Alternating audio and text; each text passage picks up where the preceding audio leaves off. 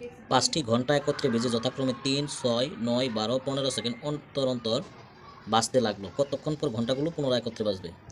এই ধরনের অঙ্কে যদি অন্তর অন্তর দেওয়া থাকে আর ঘন্টার কথা উল্লেখ থাকে তাহলে প্রশ্ন দেখে আপনারা লসাগু করবেন।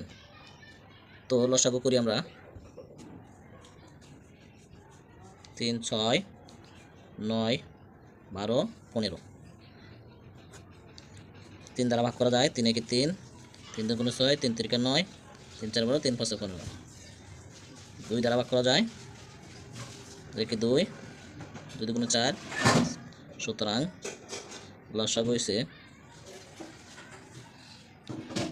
3 গুণন 2 গুণন 2 গুণন 5, 3 তিরিকে 9, 18, 18 36, 5 36 হচ্ছে 180 সেকেন্ড।